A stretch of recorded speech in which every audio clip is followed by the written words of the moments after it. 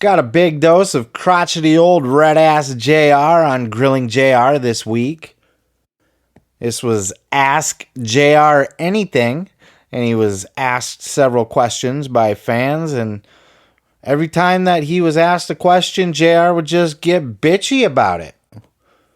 Assuming that whoever's asking the question just had the worst of intentions and was asking it sarcastically or digging for dirt or trying to start some shit.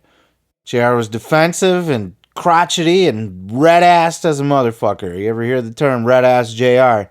This is the podcast to go back and listen to. Here's a clip of JR being red-assed when he was asked about his current relationship with Vince McMahon. Check this out. He always returns my text messages. And he sent me a text message the other day, and we're just chatting. So I don't know, man. Everybody's read something into something, Conrad.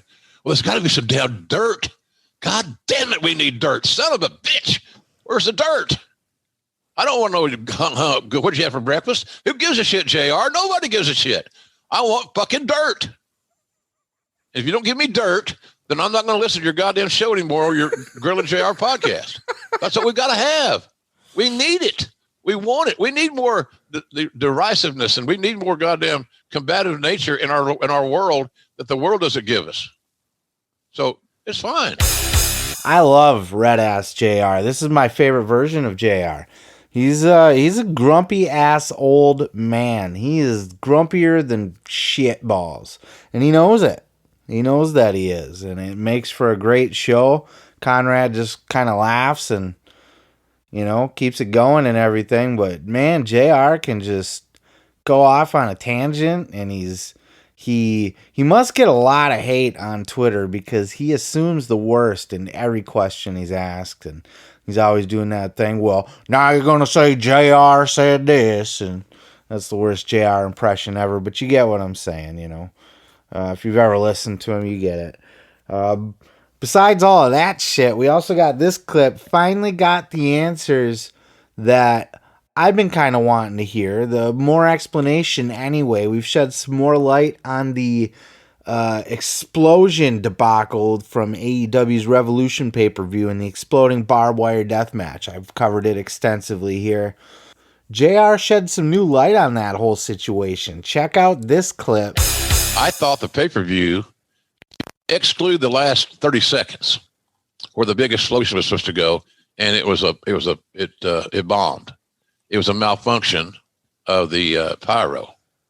And the irony of that is that they had, because of all the fire marshal, the safety precautions and so forth, they had run through that several times. Right. The explosions. And they worked great. Boom, big, great. Just what we needed. And then when it came showtime, you never know when you're doing live television. McMahon always said nothing could go wrong when you're doing live TV. Well, there's an exception or two. But nonetheless, I think I really love the pay-per-view itself. If you can exclude from your mind as a viewer, if you can get off that hill of just talking about one issue, and that was the malfunctioning pyro, then I think most of you are going to say it was a pretty damn good show. Well, you heard it from JR. I don't consider JR a liar, at all. So if he says they tested it multiple times and it looked exactly the way that we would want it to look, he said it looked explosive and the whole thing, and it looked like we would want it to look. Were almost his exact words you heard there. So I'm assuming then it just, it was a botch. It was a botch. I trust JR. So now we know it was a botch. We know it wasn't a plan from Tony Khan, as he said in the clip from last week that I played on here. Tony Khan's trying to tell everybody, oh no, we planned it that way the whole way along. We can't actually blow people up. So we created this storyline where Kenny Omega built the shit and it was just a botch. I had my doubts, but JR really just confirmed it. It was a botch. The shit, and we all knew that, but to hear it from JR that it went off without a hitch, it was tested multiple times. That's good to hear. That makes me happy. That makes me have a little bit more faith in AEW that they had something spectacular set up, something that looked the part. All it had to be was a pyro show. I don't want to get into it again. You can go check it out last week. But according to JR, it looked great.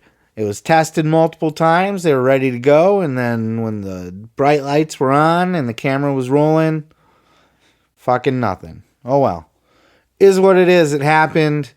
I think everybody's kind of moving past it now. The internet moves fast. I know I had said that I thought it would weigh AEW down. And like I said earlier, the ratings. And as we'll get to later here on the podcast, the ratings did take a dip. The ratings were down after Revolution, but they were up from that with this women's main event show that they just had. And I think they did a lot in that match. Again, I won't get too much into it here. We don't talk about the in-ring stuff. But, Britt Baker versus Thunder Rosa, that lights out match, I think did a lot to get some goodwill back on AEW's side. So I think they'll be okay, as long as they don't do too many more treacherous botches like that. But it was good to hear JR confirm that it looked good and it was what it was supposed to be, and it just didn't go off when the time was right. You can check out Red Ass JR every single Thursday, grilling up some stories with Conrad Thompson, talking about the good old days in professional wrestling. And they don't just do the old stuff either. JR does talk about new stuff, as we just talked about with the Revolution pay-per-view and the explosions. JR will talk about some shit, and he doesn't hold back, and he's red-assed. Sassafras. Let me tell you something, brother. You can check out full episodes each and every Sunday right here on this channel, dude. Don't forget to like, don't forget to subscribe, and don't forget to take your vitamins and say your prayers, brother.